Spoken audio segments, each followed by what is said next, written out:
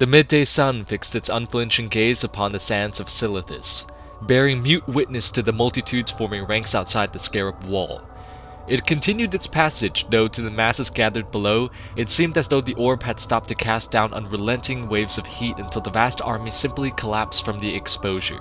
Amid the restless formations, a lone night elf stood in quiet contemplation.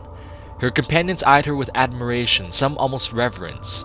The others, who were gathered, an assortment of representatives from every race and every land in the known world, viewed her with their own racial prejudices. After all, the blood feud between the Night Elves and the likes of trolls and Taurens dated back centuries. No matter their affiliations, however, all who had come to battle that day shared one sentiment for the Night Elf: respect. Shiramar was like the sun above, impassive, unwavering, and unflinching. These qualities had served her well in the recent months, providing her with the strength to continue when all seemed lost, when the quest seemed never-ending, and when her companions had simply given up. There had been the Watcher in the Caverns of Time, there was the Bronze Dragon and the Broodlord and the squirming insect hives.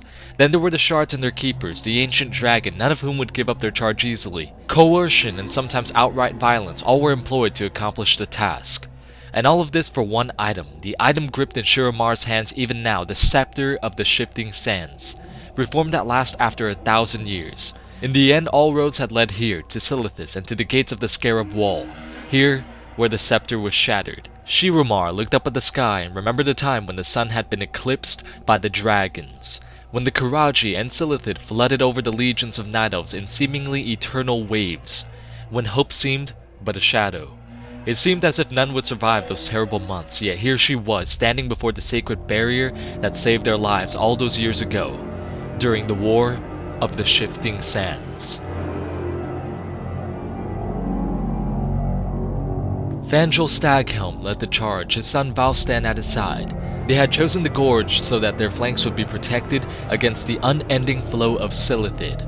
Shiramar was close behind the front line, casting spells as quickly as her energies would allow. They had fought their way to the mouth of the gorge, Fandral and Valstan accompanied by the most battle-hardened sentinels, keepers, and priestesses, with the druids healing and casting exhaustively.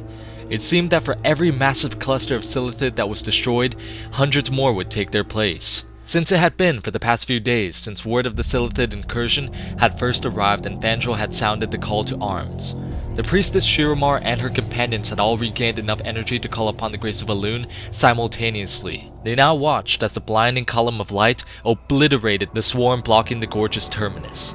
Then a low buzzing sound filled the air. One by one, flying insect creatures, the winged Qiraji, flew over the lip of the gorge and down, striking at the druids in the supporting positions. Fandral led the front lines from the gorge into the open sand, stepping over the corpse mounds of the Silithid. The air was alive with the thrumming of the Qiraji as they swooped down and slashed with clawed appendages. Fandral pressed forward to allow the supporting ranks room to spread out. As Shiramar looked to a ridge in the distance, she witnessed swarms of land-bound Qiraji pouring over the crest like ants swarming from a hill. A towering monstrosity lumbered into view, swinging clawed limbs looming over all, shouting commands to the insect soldiers. Among the chattering and droning of the swarms, one sound seemed to repeat in the presence of the commanding warrior: Rajax. Rajax. Though Shiramar did not understand the Qiraji's communications, she wondered if that might not be the creature's name. As the next wave of Qiraji drew near, a great horn sounded from the east and west. Multitudes of Night Elves charged onto the field. With a blood-curdling cry, Fandral and Valstan pressed straight into the heart of the oncoming swarm. The two sides clashed and melted into each other as the newly arrived forces crushed in on both flanks. Shiramar felt sure that they had won out, but as the shadows grew long and day proceeded into night, the battle continued. In the center of the fray, Fandral, Valstan, and a Qiraji general clashed in a desperate struggle. As Shiramar narrowly avoided several attacks from the winged Qiraji, she glanced to where the general battled father and son. The numbers of the Qiraji were dwindling, and the general seemed to sense this, for with a mighty leap, he bounded away, back to the ridge where Fandral had first spotted him. From there he disappeared, and the few remaining insect creatures were quickly eradicated.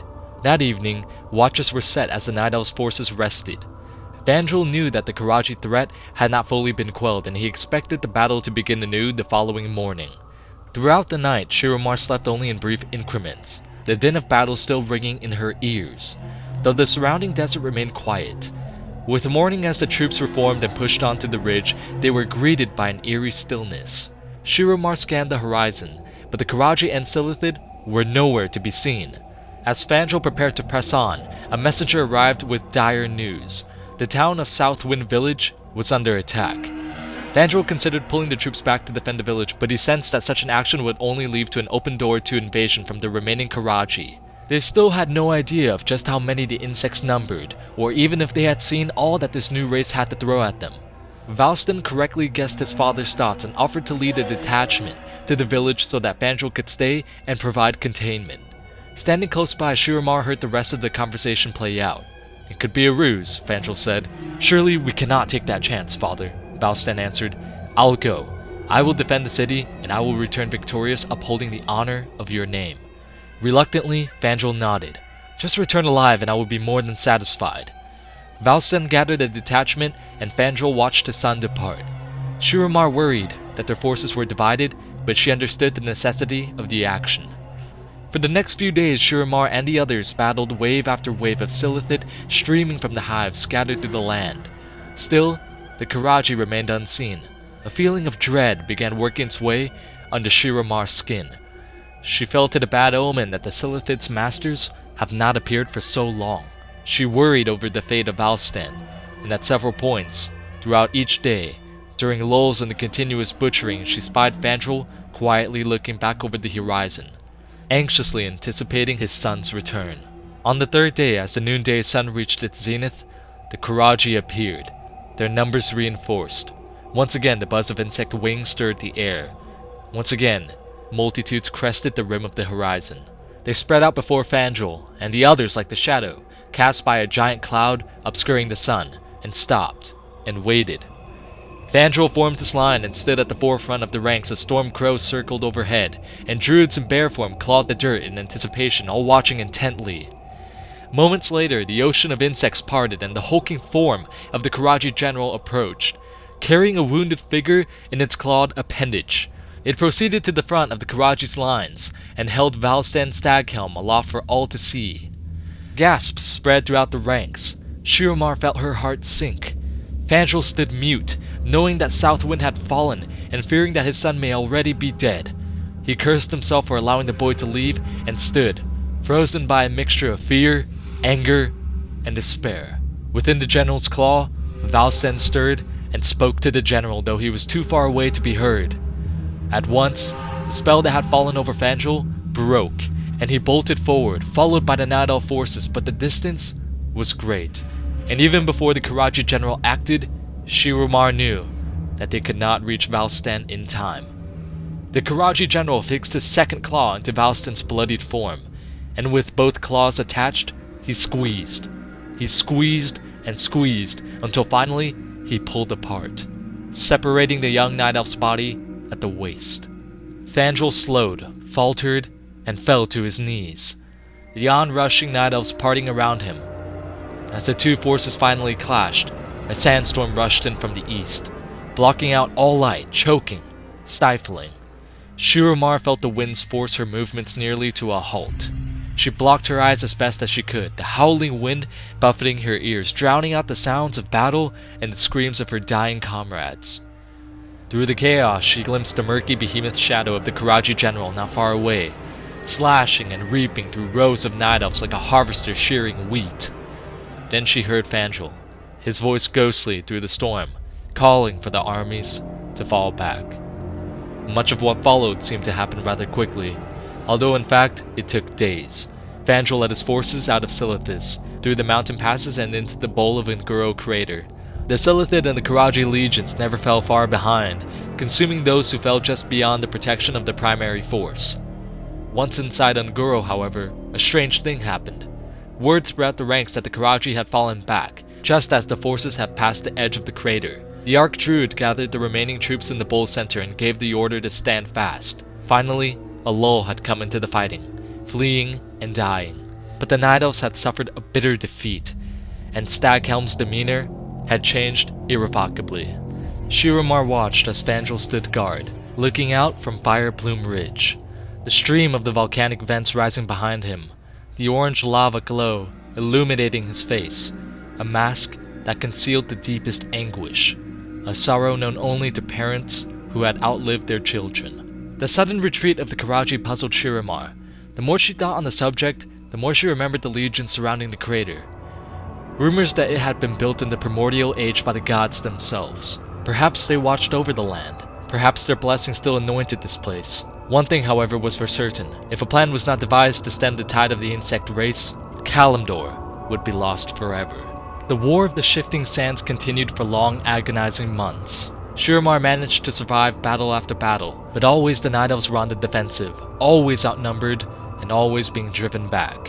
Out of desperation, Fandral sought the aid of the elusive bronze Dragonflight. Their initial refusal to interfere was reversed when the Qiraji attacked the Caverns of Time, home and province of Nostordamu, the Timeless One. Nostordamu's heir, Anachronos, agreed to enlist the bronze Dragonflight against the marauding Qiraji. Every able-bodied Night Elf joined the cause, and together they forged a campaign to retake Silithus. Even with the might of the dragons backing them, however, the sheer numbers of the Qiraji and Silithid proved overwhelming, and so Anachronos called upon the might of the remaining Dragonflights. The dragons and the winged Qiraji clashed in the cloudless sky above Silithus, as the whole of the Kalimdorian Night Elf forces streamed in across the sands. Even so, it seemed that the numbers of Qiraji and Silithid were never ending. Shiramar later heard whispers that the dragons flying above the ancient city from which the Qiraji emerged saw something distressing there, something that hinted at a more ancient, terrifying presence behind the onslaught of the insect race. Perhaps it was this revelation that spurred the dragons and Fandral to hatch their final, desperate plan, to contain the Qiraji within the city and to erect a barrier that would confine them until a more hopeful stratagem could be devised. With the aid of the 4 Dragonflights, the final push to the city began. Shiramar marched behind Fandral as the corpses of the winged Qiraji fell from the sky. High above, the dragons were making short work of the insect soldiers. As one, the Night Elves and the dragons formed a moving wall which pressed the Qiraji back toward the city of Qiraj. But near the city gates, the tide turned, and all the combined forces could do was to hold the line. To push any further would be impossible. The dragons decided to push into the city and hold the Qiraji back long enough for Anachronos, Fandral, and the remaining druids and priestesses to create the magical barrier. And so, the dragons and their companions flew headlong into the Qiraji legions, into the city where they hoped their sacrifice would not be in vain. Outside the gates, Fandral called upon the druids to focus their energies as Anachronos summoned the enchanted barricade. Beyond the gates, the dragons fell and succumbed to the overwhelming forces of the Qiraji. Shiramar concentrated her energies and called upon the blessing of Valen as the barrier erected itself before their eyes, rock and stone and roots from beneath the sands emerging to create an impenetrable wall. Even the winged soldiers who attempted to fly over the barrier were met with an invisible obstruction that they could not bypass. The Qiraji who remained outside the wall were quickly slain.